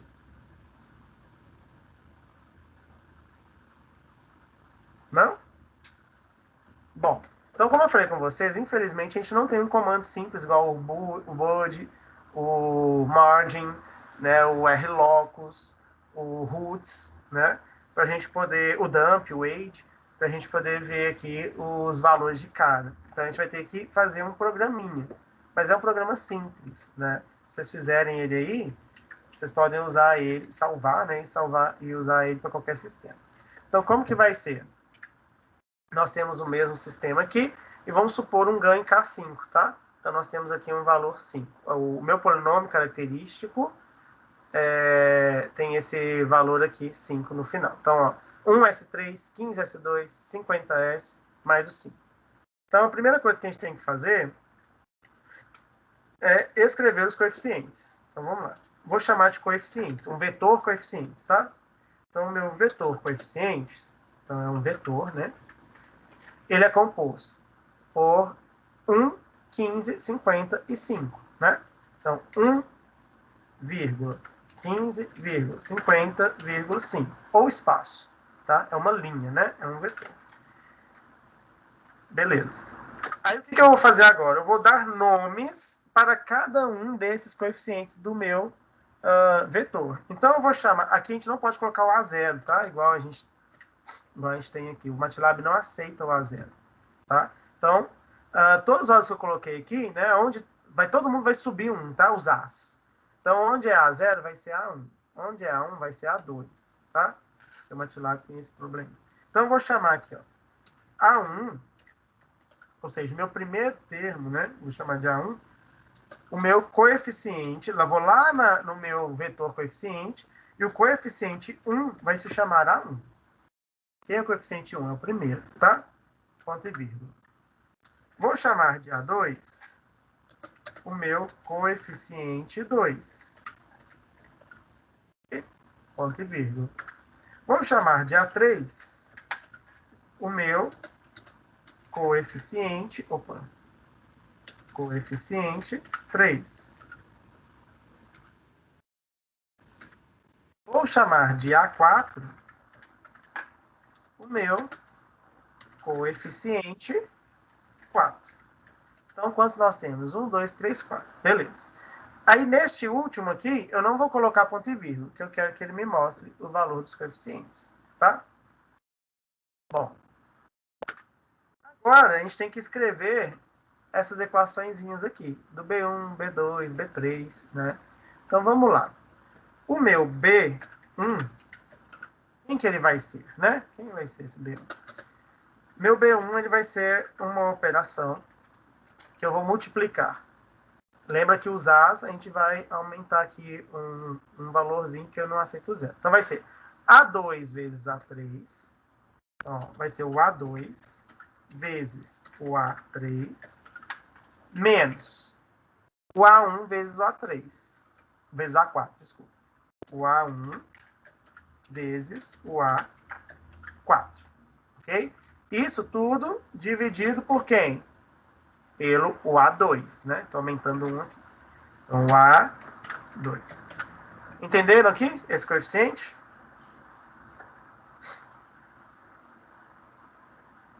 Sim? Não? Sim? Não? Bom, nós vamos para o próximo, que é o B2. Então, vai ser B2. É igual. Vou aumentar 1, né? Então, A2 vezes A5 vai ser o A2. Opa. A2 vezes o A5 menos o A1 vezes o A6. A1 vezes o A6. Ok? Tudo dividido por quem? Por A1. Então, vai ser A2 ali, né? E, para essa função, eu chamo a atenção de vocês para um detalhe. Nós temos quantos coeficientes? Coeficiente 1, 2, 3 e 4, ok? Então, nós temos A1, A2, A3 e A4. Aqui, então, nessa função de B1, nós temos todos eles. O A2, o A3, o A1, o A4 e o A2. Nessa função de B2, a gente não tem A5 e a gente não tem A6. A5 e A6 valem quanto? 0. Então, eu vou substituir aqui por 0. Olha, como aqui já apareceu 0, eu não preciso continuar fazendo B3, B4, B5. Por quê? A2 vezes 0, que multiplica qualquer coisa, menos A1 vezes 0, né? Tudo dividido aqui seria. Né? Por qualquer coisa daria 0. Tá? Então, qualquer valor subsequente vai dar 0 também. Então, aqui, os B's a gente pode terminar. Aqui. Tá bom? Agora, então, a gente vai para o C. Então, vou calcular o C1, que é igual. Quem que é o C1? É B1 vezes o A3, no caso é A4, né? Então, vai ser B1 vezes A4 menos A1 vezes B2, A1, que é A2, né? Vezes B2, então vai ser A2 vezes B2. Ok? Tudo dividido por quem? Por B1. Por B1. Tá? Vamos calcular o C2. C2. Nós temos todos esses termos, né? A gente tem B1, a gente tem o A4, o A2. O nosso B2 é 0, então ele vai zerar aqui, né? Beleza. Nosso B2 aqui ele vai dar 0, né? Esse carinha de cá. Então eu posso deixar aqui, esse resultado vai dar 0, aqui vai dar 0. Como já apareceu um 0, né? Então aqui eu vou ter B1 vezes o A4. B1 é um valor, o A4 é um valor, menos o A2 vezes B2, que é 0, B1. Bom, não zerei tudo, então vamos fazer o C2 também. Que ainda pode ter algum valor para C2. B1 vezes A6, B1 vezes A6. A6 a gente não tem, já vou colocar o 0 direto, tá? Menos A2 vezes B3. A2 vezes B3. Dividido por B1. Dividido por B1. Bom, B3 a gente não tem. B3 é 0. Então, aí o que acontece? 0, né? B1 vezes 0, 0. A2 é 0, 0. 0 menos 0 dá 0 dividido por 1, 0. Podemos parar por aqui. Vamos calcular o D. D1 é igual, né, a uma função. Quem que é o D1? C1, B2 menos B1, C2. Então vai ser C1 vezes B2 menos B1, C2. B1 vezes C2. Tudo dividido por C1.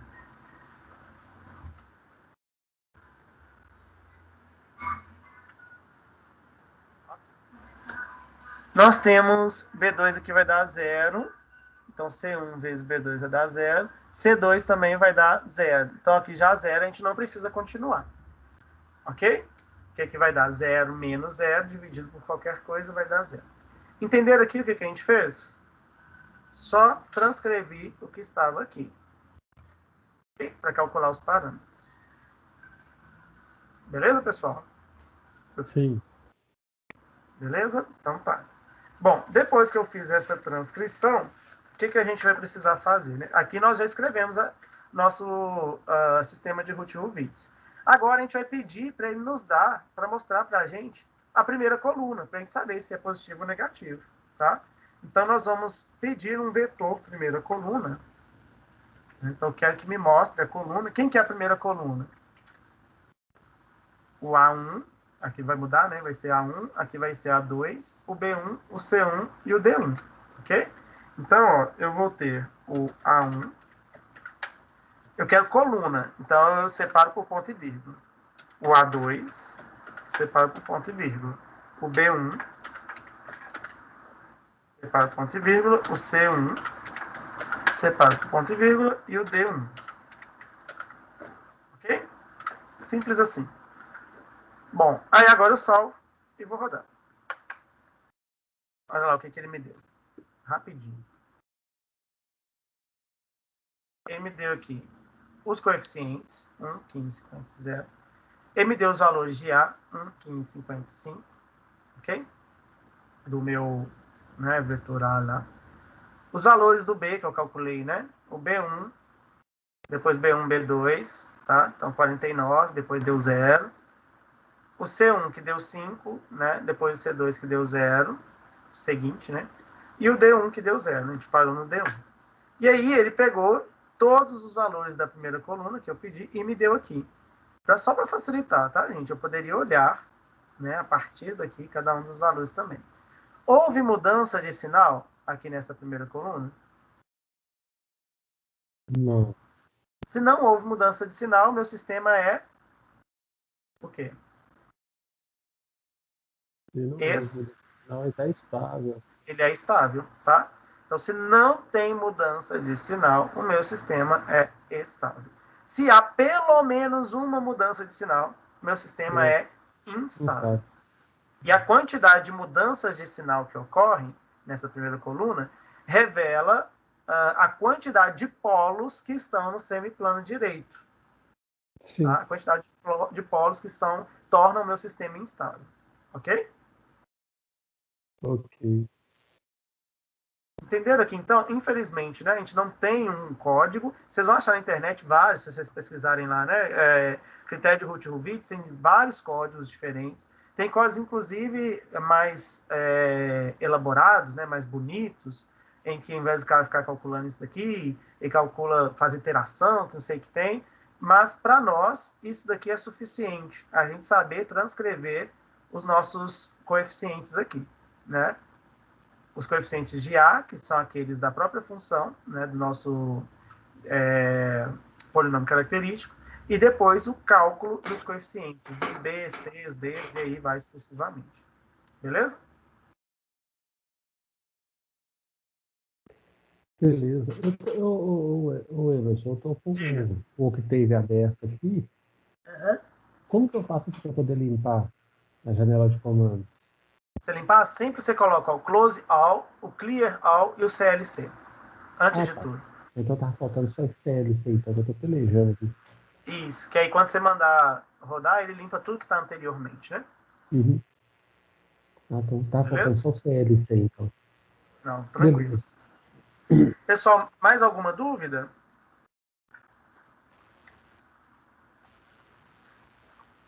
Não? Bom, então, para essa aula de hoje, vocês precisam me mandar o relatório, vale 150 pontos, né? O relatório para vocês, eu vou deixar para vocês entregarem o relatório de aula prática até domingo que vem, sem ser depois de amanhã, né? No outro domingo. E a atividade da aula de hoje, né? Que estão sobre esses comandos que a gente viu, até a nossa próxima aula, que é sexta, tá? Então, o relatório vocês vão ter 2 dias a mais aí para vocês fazerem, né? O que eu preciso no relatório? Eu vou colocar lá bonitinho, né? Deixar disponível. Eu não consegui ainda, porque meu Word travou aqui. Desde ontem eu estava tentando fazer. Mas eu preciso que vocês coloquem sobre cada um desses comandos que a gente trabalha hoje, né? O bode, o margin, o rlocus, o roots, o age e o... Como é que é o nome, gente? Esqueci. O dump, né? Cada um deles, o que eles fazem. E aí, pegar esses exemplos, né? Que a gente deu aqui, essas funções, e qual que é o script que a gente usa dessas funções. Para a maioria deles, exceto aqui para o nosso amigo Ruth Ruvitz, né? Para a maioria deles, é só a gente descrever a função de transferência e aplicar o comando na função de transferência. Ok? Então, o relatório, em suma, é isso, né? É o que nós vimos na aula de hoje. Tudo bem? E aí vale 150 pontos. Né? Beleza, então, pessoal, é isso. Muito obrigado pela presença de vocês. Né? E qualquer dúvida, vocês podem me procurar, tá bom? Obrigada, boa noite. Nada, boa noite. Tchau, tchau, gente. Boa noite. Valeu, Emerson. Boa noite. Valeu, Claudinei. Até mais.